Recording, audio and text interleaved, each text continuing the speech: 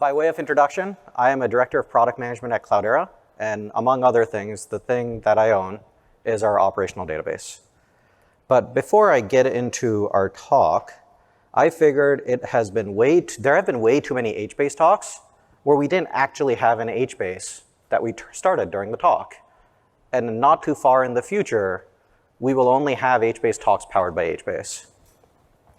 So we'll begin quickly by starting an HBase. This one will happen to be running, if I could spell O'Reilly, that would help. Okay, and of course we can't actually do that, but we can get pretty close.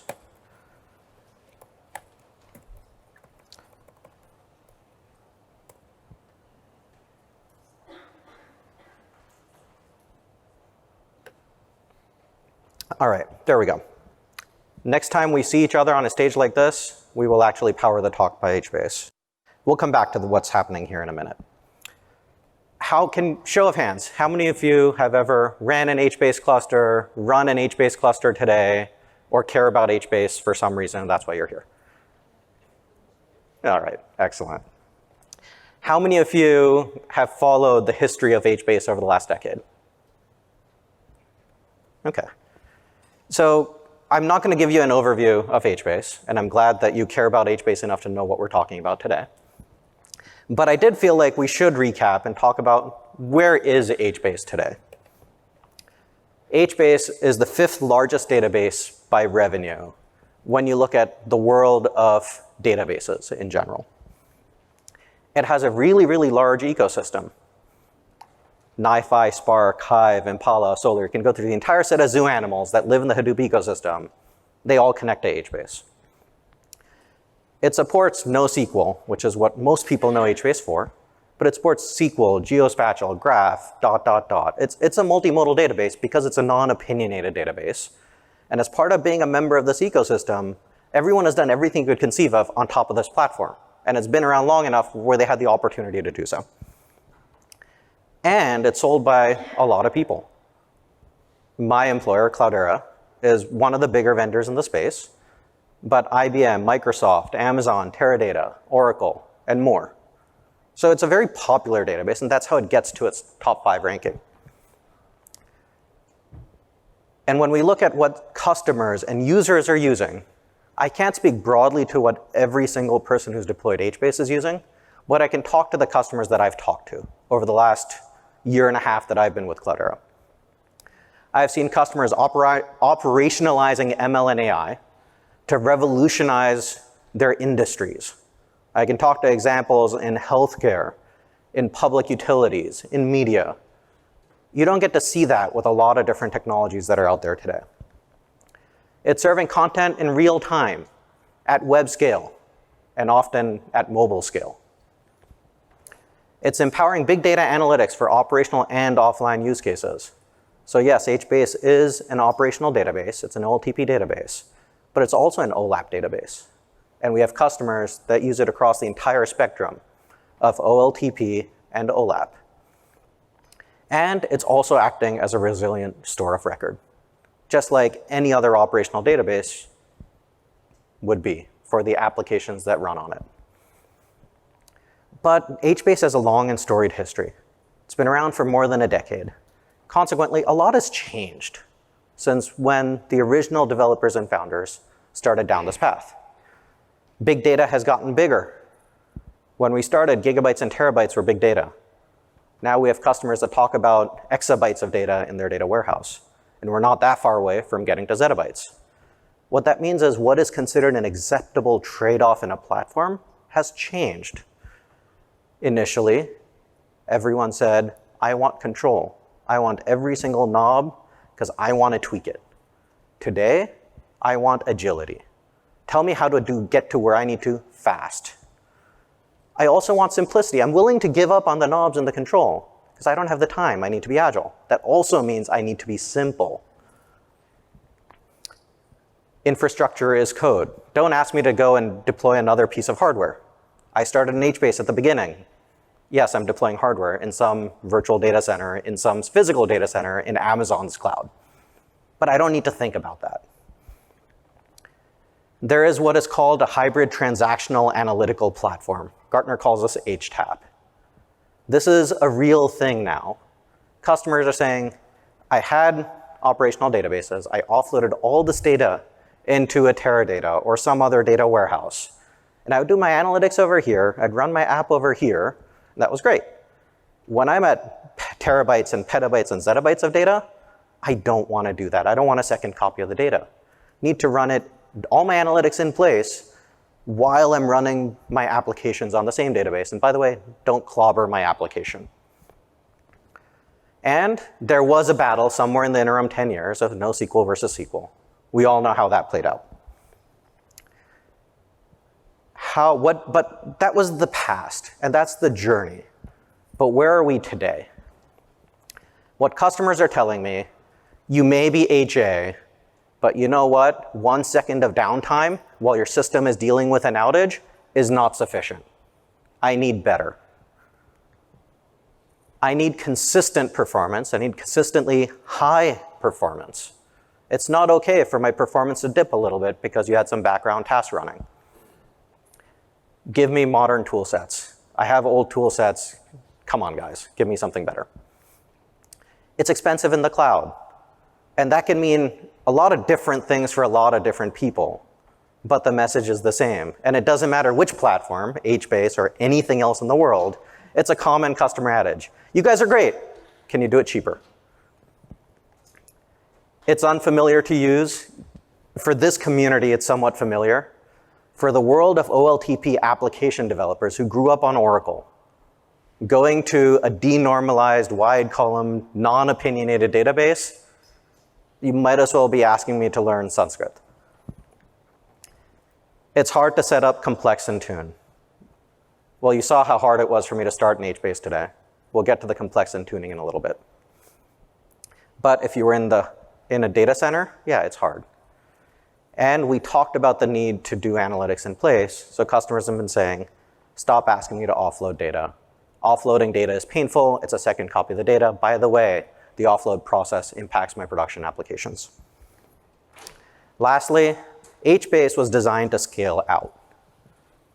On a specific pizza box that was a specific shape and size. Guess what? My pizza boxes are this big. You started over here. What do I do with the rest of this? Do something with it, please. And so if we use those as our guideposts and say, today, where are we as a platform? Speaking somewhat for Apache HBase 2.0, and the roadmap items mentioned here are Cloudera's roadmap items, and where we plan on working with the community to get HBase to be.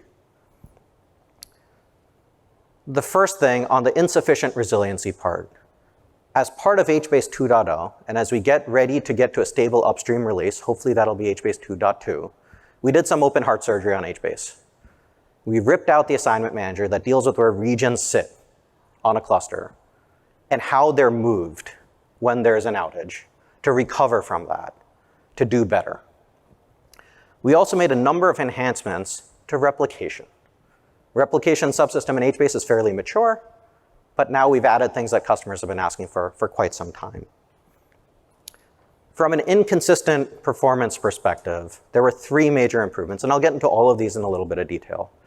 The biggest one, the one that is applicable to the most people, is getting rid of the impact of the Java garbage collector by doing a lot more caching in a memory space that Java doesn't have to access or manage.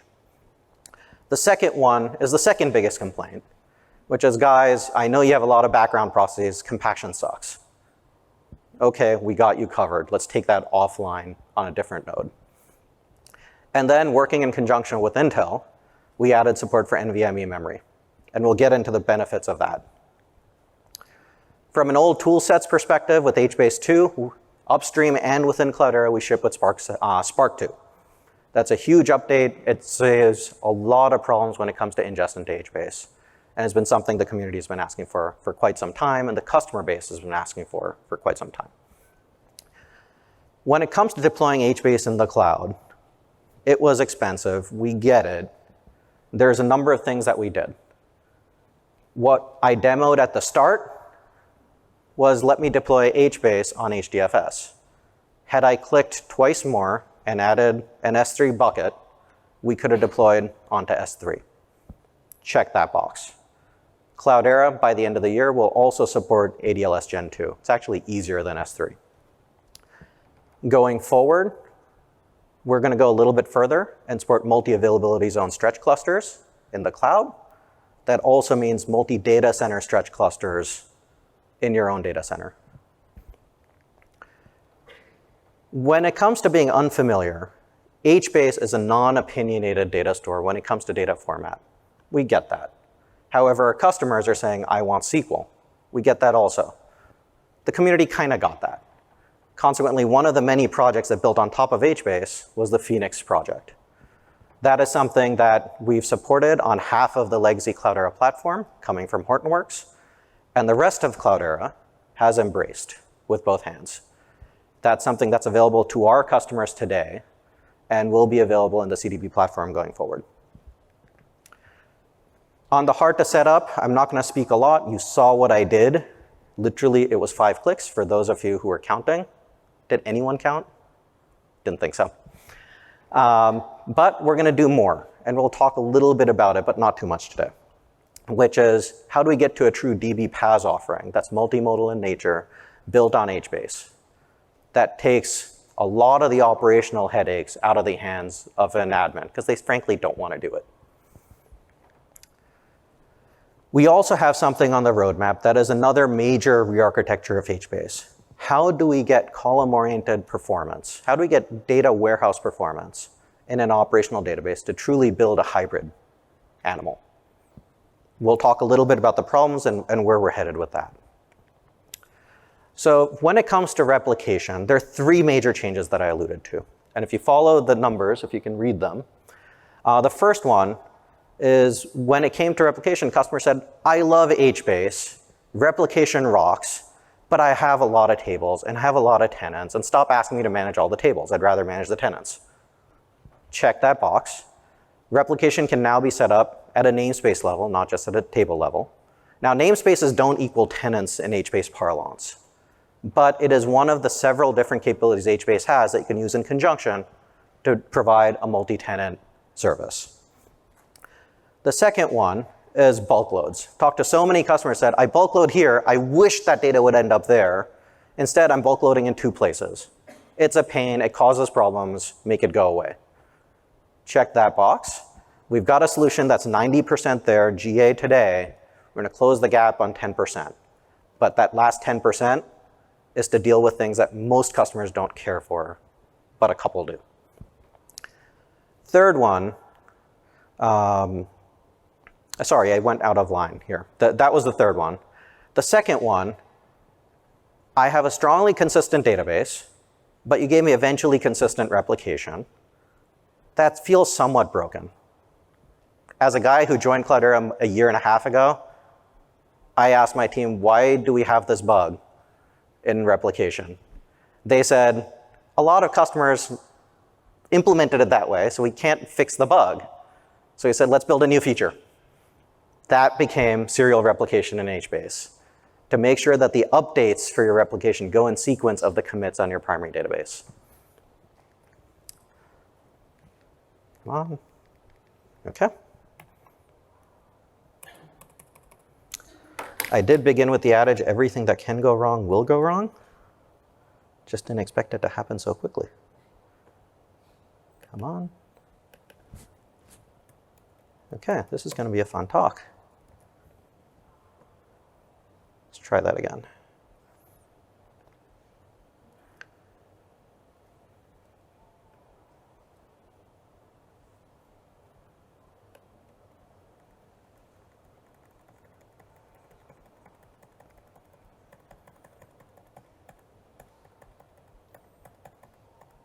There we go. Consistently better read performance. So I love these graphs. We didn't build them. Alibaba, a member of the community, did. There are 2 things to look at for the 2 graphs. But before you look at anything, the first graph tells you what HBase performance was like when everything was hitting the Java heap. The second one was when we were using this off-heap feature. The first thing to notice is the shape of the curve on the top and the bottom.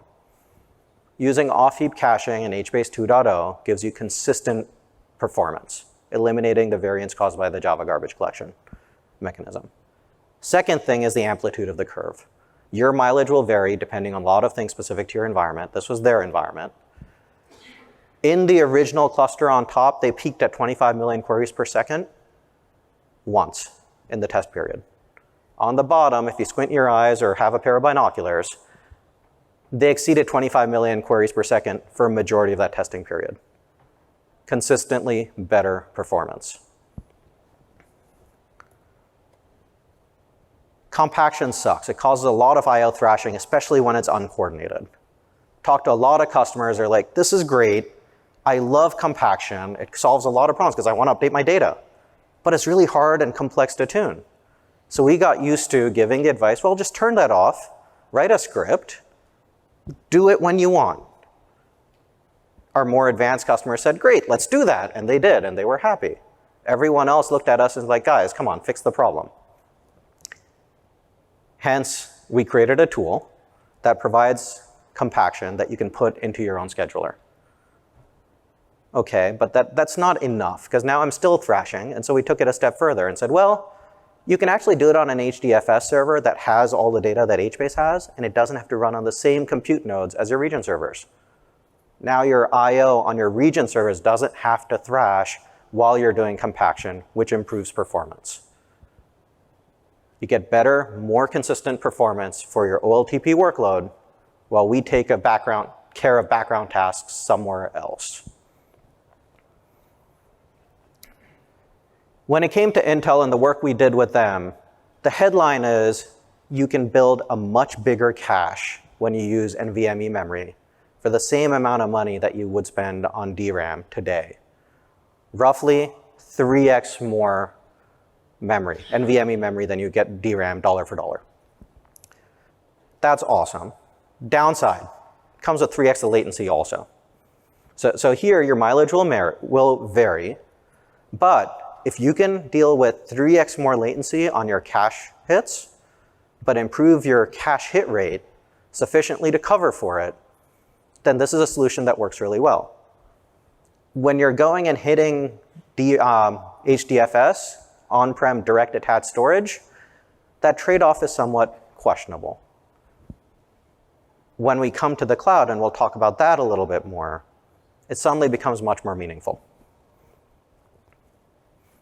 When you go to the cloud as part of being cheaper, you want to go on object storage. Object storage roughly is 5x cheaper than putting it on raw disk. But the latency is 10x on average. The minimum latency on S3 and AWS is 10 milliseconds, but AWS guidance is 10 to 100. 12 milliseconds is for a disk. That's huge. Combine this with Intel Optane NVMe when it's available on Amazon. Suddenly that trade-off becomes much more interesting. We will also support ADLS. It has similar latency characteristics as S3, as I mentioned, before the end of the year. From a cloud optimization standpoint, the first thing you look at is storage. It's the obvious thing, but there's a lot more. But before we get there, let's start with the journey. You start with a resilient architecture on HBase in data centers on-prem. Typically, that's 2 data centers, multiple racks per data center. You've got co-located servers and storage. But roughly, minimally, you've got 2x the data that you want, 2x the servers that you need. When you go and lift and shift to the cloud, what's the cloud recommended architecture? 3 availability zones. Why is that? Because an availability zone is your new rack. You don't get to control racks within an AZ. Okay, now I have 3x the data and 3x the servers. Well, that sucks. I thought I was going to save money. Where are you going to go there? Well, let's cut the cost of storage. You know what? When I write to S3 once, it actually spreads it across 3 availability zones. So why do I need multiple copies if I can use that instead of HDFS? Okay, part of the problem solved. 1x the data, still 3x the servers. This is what we just GA'd. From a Cloudera standpoint, from an HBase standpoint with Cloudera, still beta. We're still going through the performance testing to make sure this gets you what you need. Where do you go from there? Roadmap. How about 1x the data and 1x the servers? Because we can move our region servers and not have duplicates of them and treat a multi-availability zone stretch cluster as a single cluster with a single set of storage on a storage that itself splits and spreads that data across the same 3 availability zones. That starts getting to what customers really want versus what they've been asking, which is give me S3. By the way, when it comes to cloud vendors, this is also the recommended architecture for anything that considers itself cloud native, because an availability zone is a rack, but they don't use those words. When it comes to NoSQL, NoSQL at the end of the SQL wars just changed what it meant for. From no SQL to not only SQL. And that's a paradigm we've adopted. This is an overall picture of how we think about the operational database at Cloudera. Ingest via NiFi or Spark or pick your toolkit. Stored in either Phoenix or HBase. Regardless of your choice, you can have applications that are HBase applications sitting next to Phoenix applications sharing the underlying HBase data store. The primary use case we're targeting is OLTP applications. But as we look at the hybrid world today, you can query via Impala, Hue, using toolkits like Hue or others. And yeah, this thing has JDBC drivers too, so you can hook it up into your favorite BI tool. When it comes to the BI analytics, from an ongoing investment standpoint within the Cloudera scope, that's a secondary use case. Others in the community may disagree, and they will put their investment dollars that will help us get to that hybrid world faster. When you compare an HBase versus a Phoenix, because now if you're using Phoenix, you can't go at the underlying data without breaking Phoenix, unless that data happened to have been written in a format that Phoenix understood. And if you had done that, you were probably using Phoenix in the first place. But from a Java developer perspective, who's written an Oracle application, Phoenix looks a lot like Oracle. It's using ANSI SQL, a standard they understand. You're using SQL statements, insert into a table name in the middle of your Java code. They understand that. Versus gets and puts, and this language, the strange language, if you will, to them, of HBase. There are pros and cons to doing this. You lose some flexibility. As an HBase developer, I can have a data type in a single column that changes with every row. As a person who was a developer at some point in my life, I can't imagine building an application like that. I would shoot myself debugging it. But HBase, as a non-opinionated data store, is happy if you want to go use it as a system. Phoenix provides a little more opinion and a little more structure, and that helps people get on board with Phoenix quickly. We're simplifying complexity. 5 clips to start a database, another 2 clips and another string to start Phoenix, to start on storage, on cloud storage. Let's see, where did we get to here? Krishna's O'Reilly talk. So this thing, in the 15 minutes that took me, did not get very far because it failed somewhere along the way because of AWS CloudFormation. Everything that can go wrong will go wrong. I did start one because I wanted to preempt the demo in case I failed, and clearly here, with a Krishna demo server that was happy to start when I started it a couple days ago. The goal was, can we make it easy to get to some of the cost savings that we can make available today? This is available today and GA'd yesterday as a solution. HBase is still under beta. Don't take it to production today. Tomorrow, maybe. The last thing I'll talk to before we get to questions is how do we get to a hybrid platform that gives me the performance of an OLTP database and the analytical performance of a data warehouse database in a common system that doesn't kill my I/O. Well, I talked to some of the problems. Double storage, have to wait till an offload. But there's another piece of this, which is I also want to scale up because, well, from an HBase developer and a team perspective, it's scaling up. From a customer perspective, it's not. Many of them have standardized in a box that's bigger than what HBase was designed for a decade ago. They're saying just keep up to what I have because, yeah, it's a really expensive 50K server, but it's harder for me to buy a 20K server that fits your form factor than it is to buy that 50K one. Don't ask me to go run through hoops, just serve what I have. So we have to solve that. And by the way, if you want to do a data warehousing query, I need something a little more sophisticated than what HBase has, which is designed for an OLTP query from a security standpoint. So I can't get into too many details around what we're building. We haven't worked enough upstream to get the community to a place where we can agree and align on an architecture and a solution. But the goals are 10x better performance. If we can't get to an order of magnitude better performance, we don't want to do it. From the work that we've been doing, we believe this is entirely achievable. But along with that, complete resource isolation of a data warehouse query from an operational query get or a put.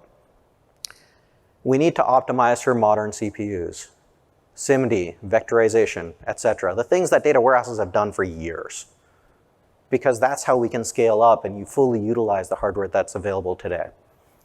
We need to continue to scale out, but now for OLAP queries, not just scale out for OLTP. And we can't afford a second copy of the data. We also need to support complex cross-system queries with Hive and Spark SQL. Those are the languages that a data warehouse team understand. If we did all of the things we're talking about and said, use gets and puts, they would say, nice knowing you, Krishna. Doesn't quite work. Lastly, we need common security and governance. We're going to be delivering this with CDP, with Ranger and Atlas. Ranger is a system for authorizations that many customers already appreciate. But they want more. They want rogue filtering. They want column masking. Things they're used to in a data warehouse world that HBase can't provide. They want that deny policies, not just approve policies. They want wildcards, and the list goes on and on. They also want tagging. They want audit. They want lineage. Those things need to work out of the box. We need to go and deliver on that as well. So when we come to bringing a hybrid database together in this performance scenario, we have to take their holistic set of needs into account and deliver them all simultaneously. So this is kind of the biggest project on the list of things we're talking about, destined to come out sometime after HBase 2.2, because we're almost at 2.2 today, but is something that we're looking to build and make available. What does this mean for you? How many of you are software engineers? How many of you are Hadoop admins? And how many of you are database admins? 1? 2. Okay. It means different things to different people. For software engineers, how many of you have been building HBase versus building Oracle-based applications? Oracle? Anyone? All right, well, the value isn't going to be that interesting for you then. You're already used to what we have. But all your peers who are used to building Oracle applications, for them, it's easier. It's familiar. With Phoenix, not only do you get SQL, you get star schemas. Hey, I can do simple joins. I get to build my tables the way I've always liked to. It's worry-free. I get the scale and the resiliency. I don't have to think about sharding. I don't have to think about managing that. I don't have to think about HA. It comes out of the box. Because of course, when I'm building a 7-factor app, I need to have all the logic to build a stateless application in my app. Well, that's great, but applications need state. Where does that live? In the database. We can now do that. For the Hadoop admins, if you're running HBase, you're running an OLTP database or you're running an OLAP database, happens to be named HBase. If it's an OLTP database, how many of you are running something that's considered tier 1? No one in this room. How many are tier 2 through N? 1 person? What are the rest of you doing? We have customers where literally their business would disappear if HBase disappeared. They're running tier 1 applications that directly impact revenue, that impact their customer experience, and in some cases, literally their customers' lives. People could die if HBase went down. For them, being a Hadoop admin suddenly meant, hey, I'm doing something that drives company top line. That's a very different feeling from being an expense center. For them, if they want to do that, we can enable that. And it adds value to the entire Hadoop ecosystem as a result. But further than that, we're now cloud optimized. How many of you are being told, are you going to the cloud yesterday? No one? No one's going to the cloud? One person? For you then, specifically, we can help you. Everyone else is on-prem permanently, forever? No, no one is doing that. One person's doing that too. What are the rest of you doing? Thinking. And then, how do we reduce cost? And that's, if you're running HBase today, how do we reduce cost further? Not just where you are today.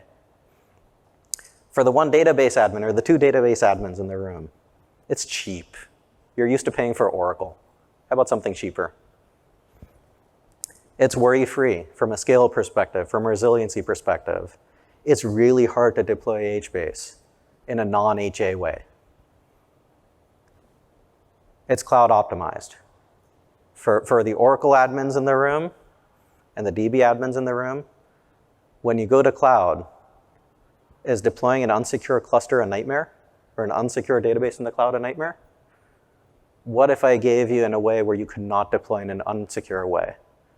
What if the thing that didn't start, but it started a couple of days ago, what if I told you that was fully secure, wrapped around with Kerberos, and you couldn't get at it in any unsecure way? By the way, that took 5 clicks. That's what we provide for you. At this point, I'll open up for any questions.